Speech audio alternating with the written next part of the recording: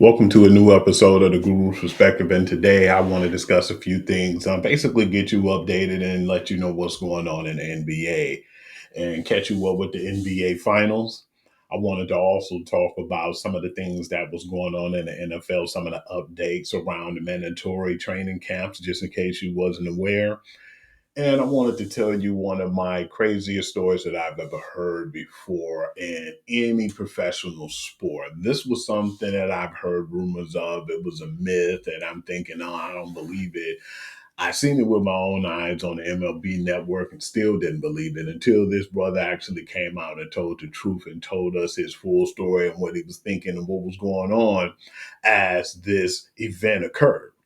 And I will get a little bit more deeper into that. But right now, I want to start off and talk about the NBA Finals updates and give you the stats on it. Well, of course, you know that when it came to the finals game one, I'm thinking that Oklahoma City Thunder was just going to go through and just storm through that game, probably get a blowout and then rest their players, but it didn't materialize that way.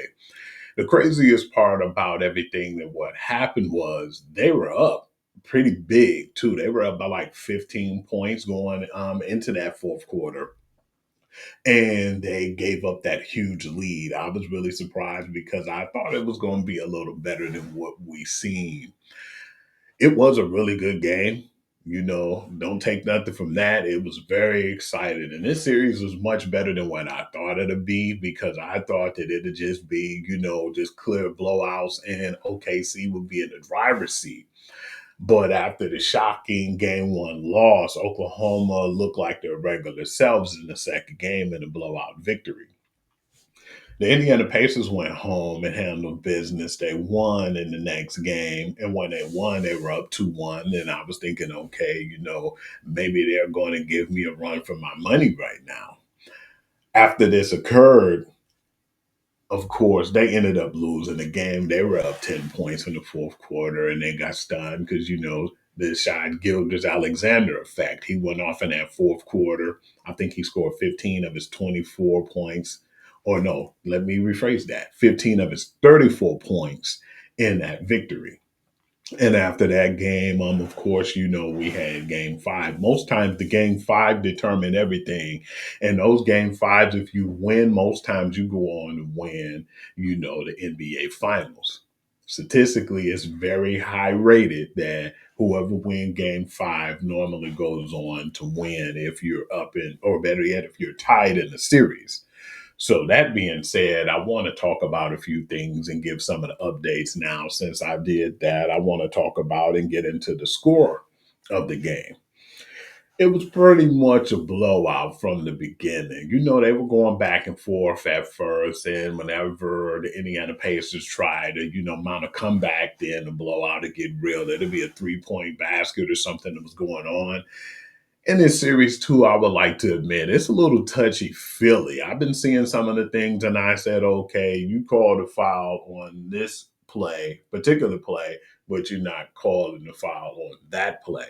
I just want them to be a little bit more consistent on what's a foul and what's not a foul, because we clearly seen and we heard the analysts say on a couple of plays, with the Indiana Pacers being in OKC, no disrespect, and I'm not saying it's rigged or anything is fixed, but I'm still saying call it down the middle because which was fouls on OKC was definitely fouls on the Indiana Pacers, and it wasn't being called down the middle. So I was like, make it make sense. I basically was saying before in that last game too, when the series was tied, where Shai Gilgeous-Alexander went off that game. I had a comment on TikTok and they were saying, yeah, the refs pretty much helped them through that game to lead to that victory. And I seen a few suspect calls in the game, but it was bad plays on both parts, but pretty much in OKC. It was a little bit more leaning towards what was going on with the Indiana Pacers because they definitely wasn't getting those calls yesterday. Like I said, I'm not saying it's fixed or anything like that, but come on, guys, call it straight down the middle. I felt like they were being fair in Indiana. I think OKC, y'all should do a better job at your officiating. I can say that because actually I'm just, host of a podcast. I don't have any stroke or any, big league, influential status. So that's just me saying that, it kind of took a little bit of the fun out of the game yesterday, in my opinion. The lead scorer for the Indiana Pacers was Pascal Siakam. That was a really good effort on this part. And the crazy thing was, when this game occurred, I thought Tyrese Halliburton was going to have a really huge game, but no, that was not the case yesterday. And when it comes to like MVPs or people who supposed to be in that MVP status, he hit a lot of big shots in some huge games. But two games in the series, like one game for New York, I think they held him to 5 points. If I'm not mistaken, yesterday he only had like 6 points too on 0 of 6 shooting.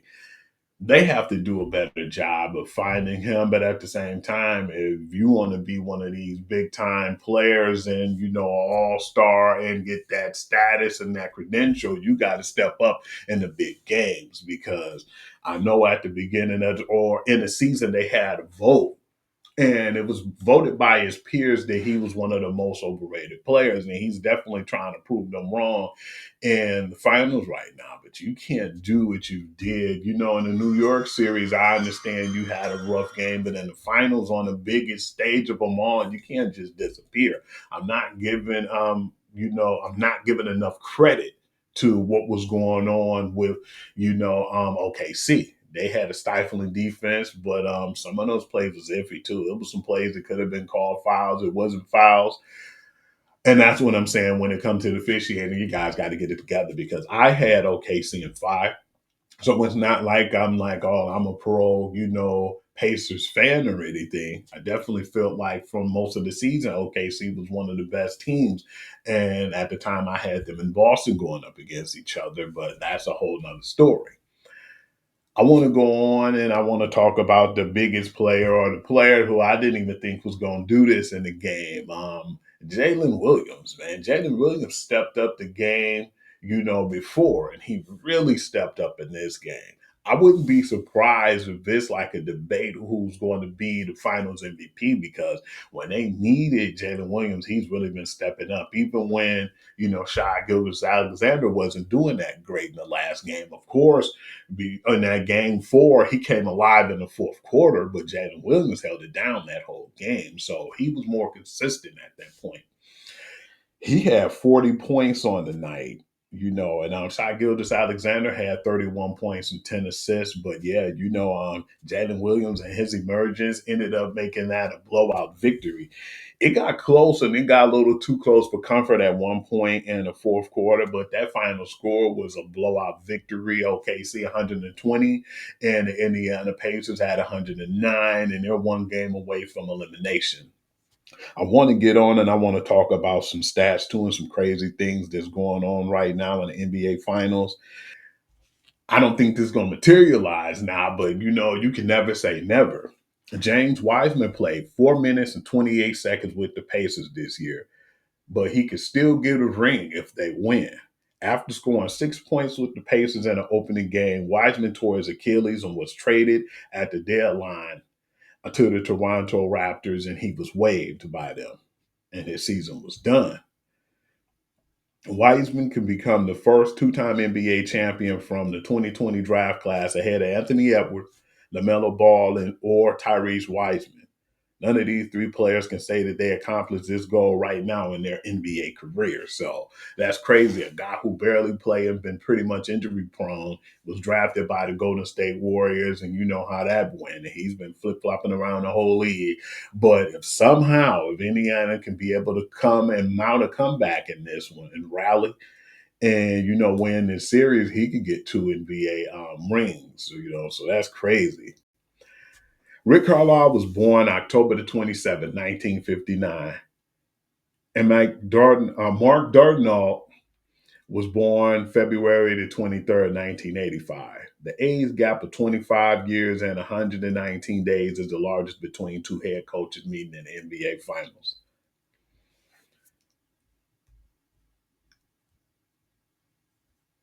They were saying some things that was going on right now, and I've been hearing even a little rumors going around with the New York Knicks. They was reporting to try to do a huge deal right now. Of course, they was trying to trade for Giannis Antetokounmpo, and they also asked permission from the Dallas Mavericks to talk to Jason Kidd. New York Knicks season basically was better than what I expected, but to get rid of your head coach, Tom Thibodeau, was diabolic. I definitely ain't see that coming after he took those guys all the way to the conference championship. The crazy thing was, I was just talking about that too on the last podcast, and then not even about an hour or two later that they got rid of him. He was dismissed.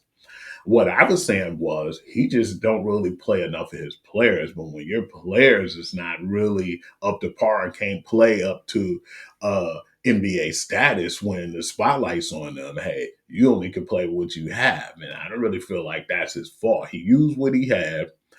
You got rid of two key players on that team too, and it was like, what can they do? You know, it was two guys who's on that team, and Dante DiVincenzo, and you had Randall, and when you had him and Julius Randle and you got rid of them, those two extra pieces could have really did some damage for the New York Knicks. You guys ended up deciding getting Cat, and whatever happened, because I was hearing rumors they were saying he wasn't paying attention to the defense, and he was a liability on defense. That's why he had to score so many points to even actually get the opportunity for the Knicks to win. And it was even rumors out there saying the Cat got Tom Thibodeau fired twice, from when he was with the Minnesota Timberwolves and now with the New York Knicks. I thought that was crazy. But I still feel like, regardless of the fact, it was just crazy for them to get rid of that man. I want to talk about, too, with the New York requesting permission to speak to Jason Kidd. Of course, I just said that. And, Chris Finch of Minnesota Timberwolves, Ime Udoka of the Houston Rockets, and Atlanta Hawks, Quinn Snyder, and Billy Donovan.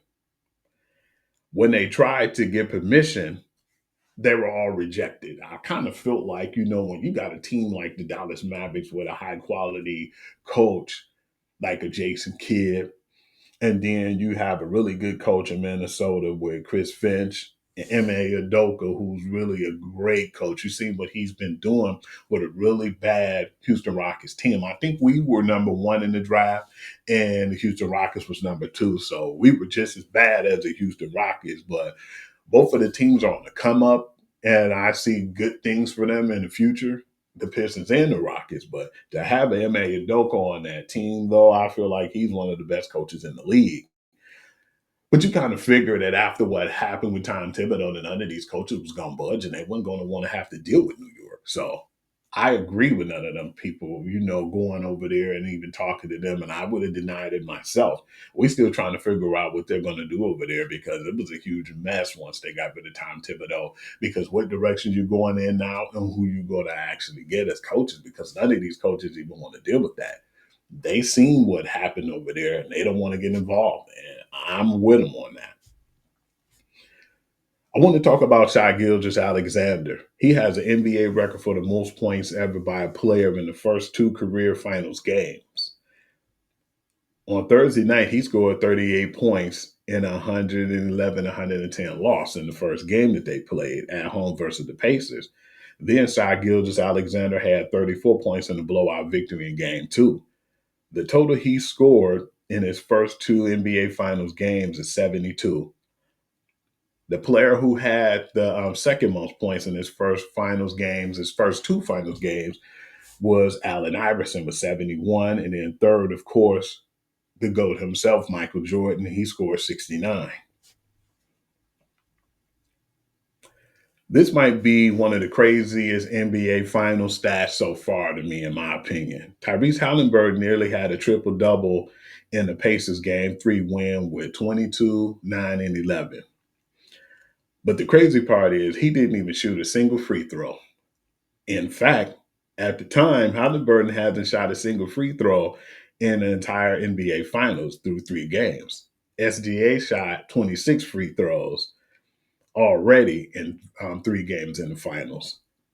Halliburton teammate Benedict Mathurin also had 19 free throws attempts coming off the bench.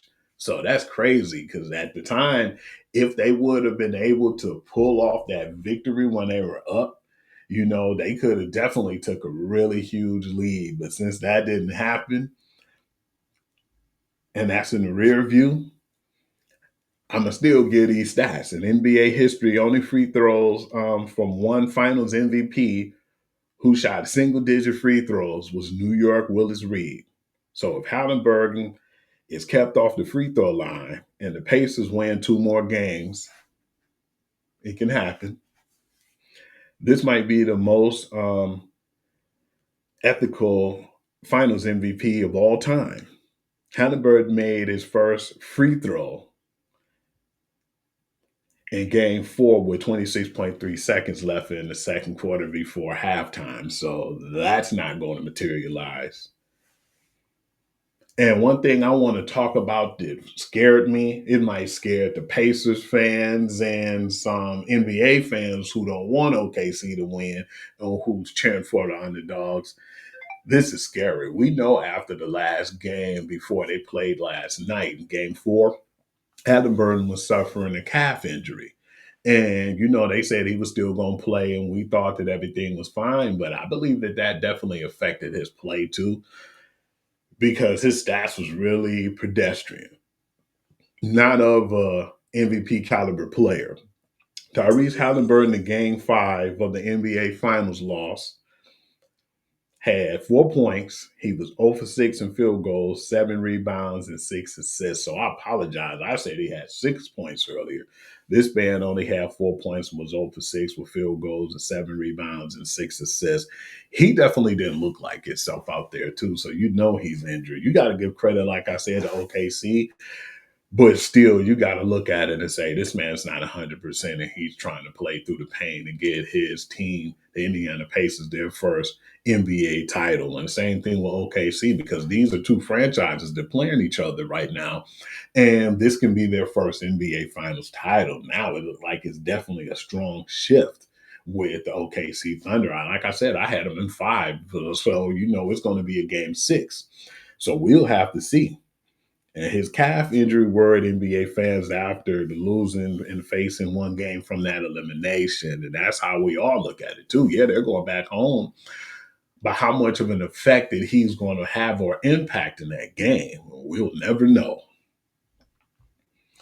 I want to go on and I want to tell you guys some things about what's going on in the NFL mini camps or the training camps right now, the mandatory training camps, if you wasn't aware right now. There's a few things that I wanted to talk to you guys about, of course. NFL sack leader Trey Hendrickson is seeking a new contract and won't attend OTAs. After Jamar Chase and T. Higgins' new deals, I really wasn't surprised if he sits out and become available in the new NFL season. The Cincinnati Bengals are reportedly parting ways with key members of their defense, per NFL Network Tom Pelissero. The Bengals are releasing linebacker Jermaine Pratt, and that was like on a Monday. Jay Morrison of the Bengals Talk.com noted that by letting him go, they added $5.6 million to their cap space. That being said, yeah, we know Trey Hendrickson was having issues most of the offseason. I thought it was crazy too because after signing T. Higgins and Jamar Chase, I was really surprised that T. Higgins got that, contract. That was a big contract, even for a number 2 wide receiver, but he could have went to any team, that was wide receiver needed. Dallas Cowboys, New England, the Saints, etc., and still been their number 1. But he got a huge contract to be a number 2 over there.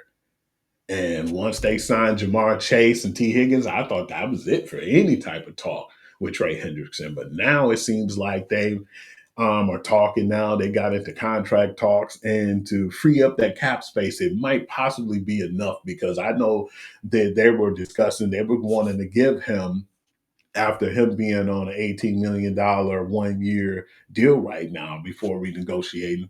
They were saying they wanted to give him between 28 and 30 million per season annually.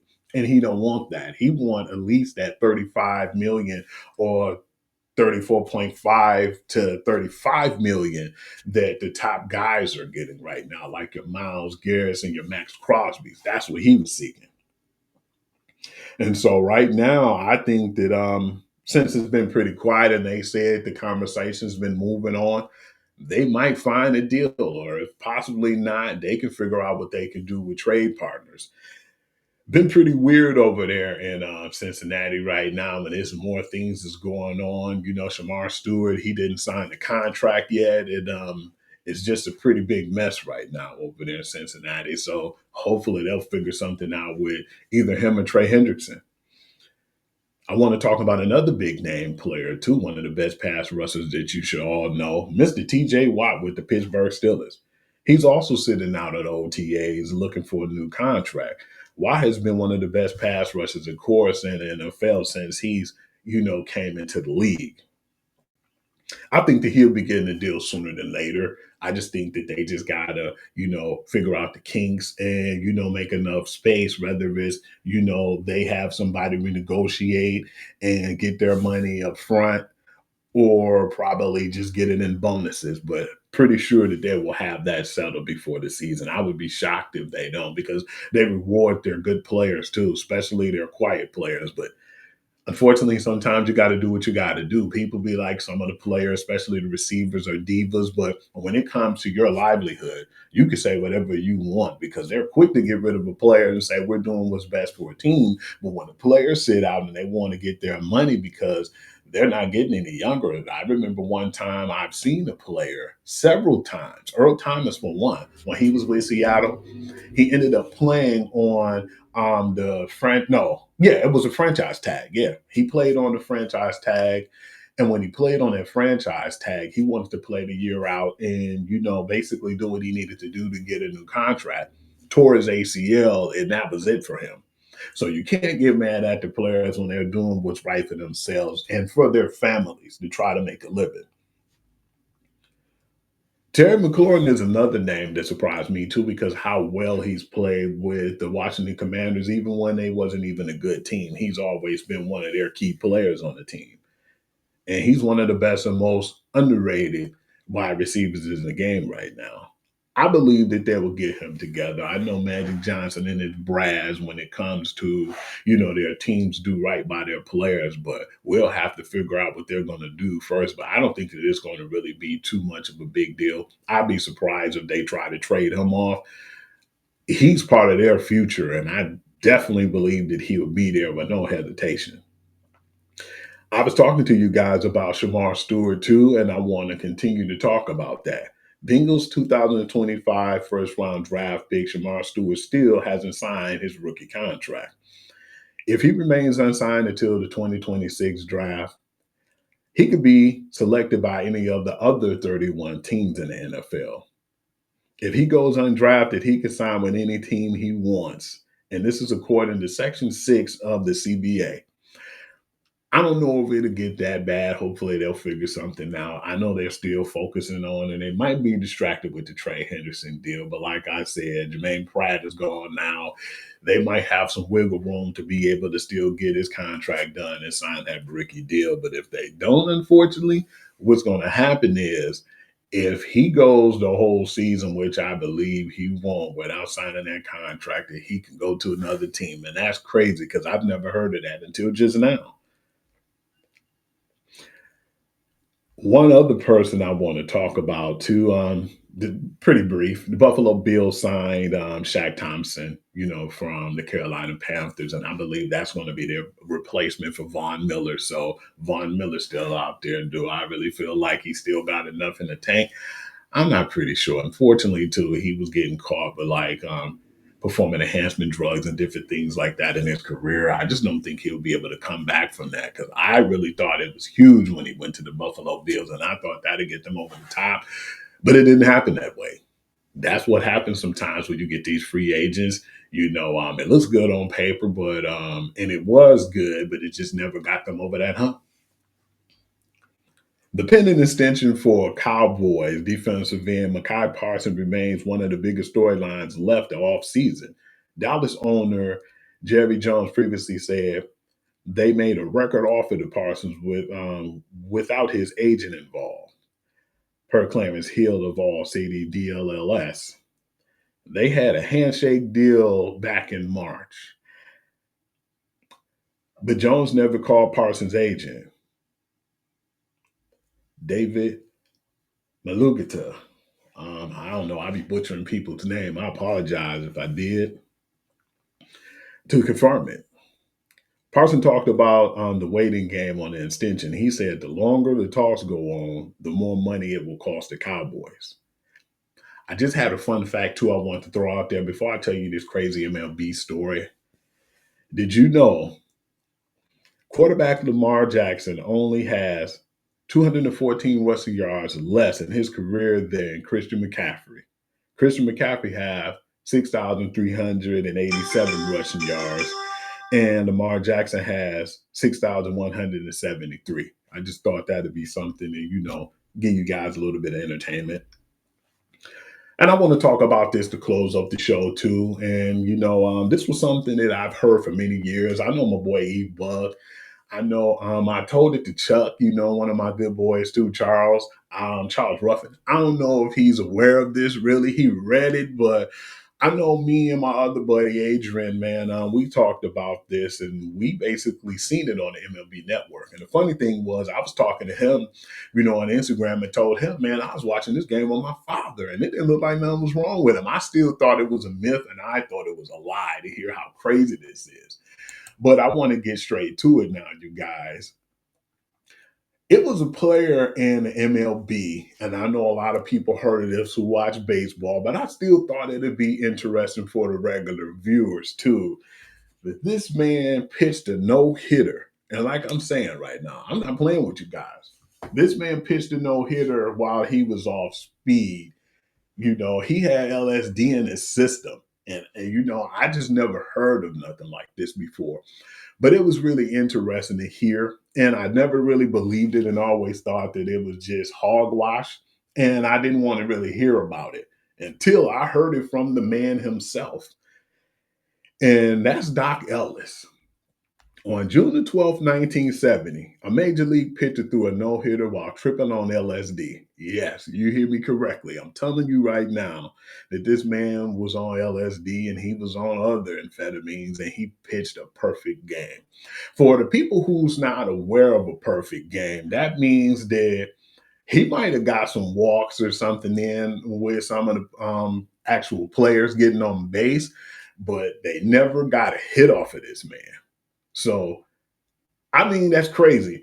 How many people would even do? I have issues if I was drinking back in the day, if I drank a little bit of alcohol and was trying to play basketball, let alone smoking marijuana and trying to play, which I've never did you know. But the alcohol trying to play basketball, of course, is stupid because you're sweating and it'll get in your systems and it'll wear you out because you'll be dehydrated.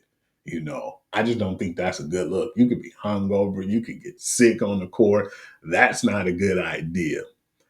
So you understand why not doing something like that. Marijuana, I've never did it, never tried it, but I know a lot of NBA players did it.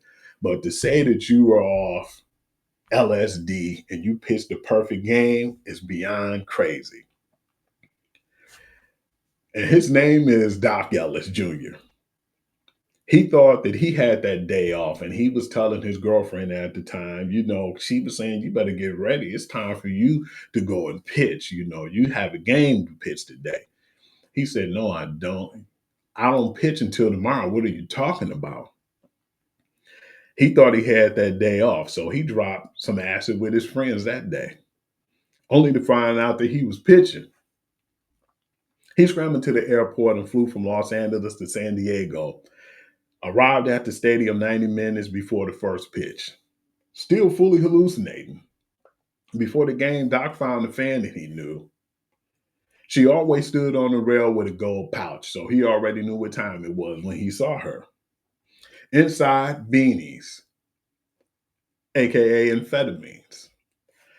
Doc took a few and headed to the dugout. So he already had some acid in his system. Now he took two more and went to the dugout to pitch. It started misting. Light rain fell all game. So now he's pitching on acid, on speed, and in the rain. High out of his mind, he thought that Richard Nixon was the umpire and Jimi Hendrix was batting with a guitar. He couldn't see batters clearly.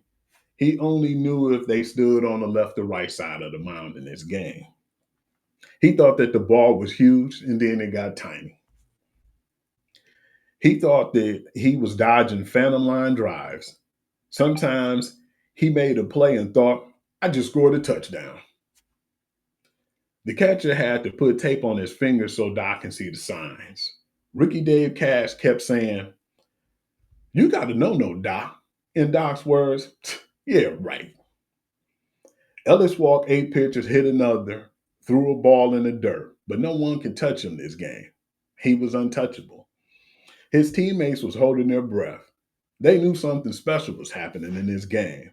All the while, he was seeing colors that don't even exist. Final inning, 2 outs, 2 strikes.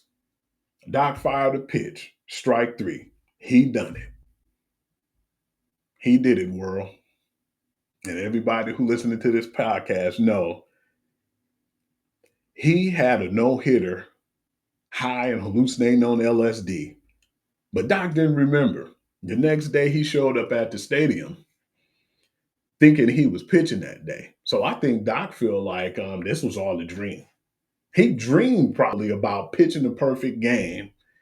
And when he came to the stadium that next day, maybe he was sober at the time and it was all out of his system, thought that he was pitching the game. The groundskeeper stopped him and said, Doc, you pitched yesterday. You threw a no-hitter. This is the words that come out of Doc Ellis' mouth right here. And when he explained, when he finally confessed everything that was going on, it was easier to pitch on LSD. It helped him deal with the fear of losing and the fear of winning.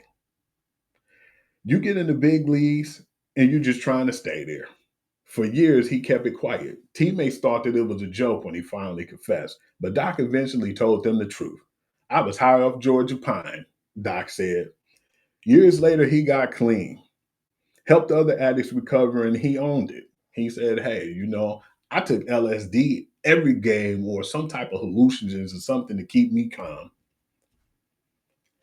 He told the story like it was normal to everybody, but you and I know that that's a crazy story.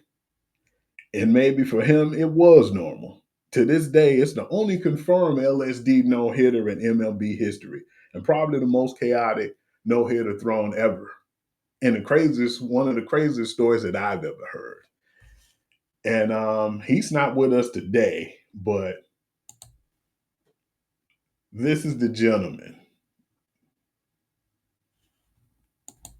That's him right there, Mr. Doc Ellis Jr., man. That was a crazy story. And I just felt like that was something I wanted to share because, like I said, I'm not going to really be doing too many podcasts in the summer. I'm going to enjoy this weather, man. Michigan, our summer is finally summering too, man. It's like 88 degrees. That's going to be the high today. And we're going to be in the mid to low 80s. And some days we even gonna touch that 90 threshold. I believe we're gonna get close to 100 in like 3 or 4 of those days. So I would like to tell all my Detroit natives, if you having fun and if you out there, be safe, stay cool, stay hydrated as well. And ebook, you be careful out there, man. I know you be working and you be trying to make your living. I don't want you to definitely do anything like overdo any work, man. So please take it easy out there, man. And I just like to say thank you all for chiming in and listening to some of my updates. I had a really crazy story to tell. If I see anything that strikes my interest or anything like that again, and like I said, that was a story that I looked at and thought was crazy, and I never believed. But when he confessed and said what he said, I was like, okay, I want to tell you guys about it because, like I said, I'm not really doing too much, but trying to enjoy this, time off and enjoy some of this summer. I got a lot of things I'm gonna be doing. We're still gonna be working on our promos and doing ads and helping our shows improve. And speaking of, I want to let you guys know how you can find me. You can find me at Instagram at Hoovy, WHOOVI. I appreciate all the guys showing love on my promos and different things I put out. Sports Guru to you on Facebook, where I put most of my highlights and updates and late breaking news. And of course, Hugh.Lee6 on TikTok. And if you want to give me anything like any, emails and talk to me about anything as far as what you want me to put on the show or different things you want me to add on to the show, please let me know. I know usually too, in the summer, you're going to see some WNBA news from eBuck. He got a show that he will be definitely talking about WNBA, what's up in the W. And so I won't really talk too much about it, but if I find anything that's interesting or news that I want to discuss, I might talk about that briefly. But then again, I'd like to say thank you all for chiming in and for all the people who are out there who pay attention and who follow me and show love on all my networks. I like to say love to all my family and friends, Coach VE, Buck, Joe, who listened to, the Guru Sports Session, and my sister Harriet, Veronica, Albert, Kevin, everybody, man. I don't want to basically not mention anyone. For all the people who give me love and support, I appreciate you all. My man Daryl Davis, man, who been plugging me as well. Amanda Hampton, just Gregory Alford. Damn, it's like I'm doing a Grammy Award, man. I don't want to leave nobody out, but I just want to say I love you guys, man, for making this reality. And for Steve McGuire, man, if it wasn't for him, I wouldn't be doing this right now. And my other boy, Muhammad, thank you.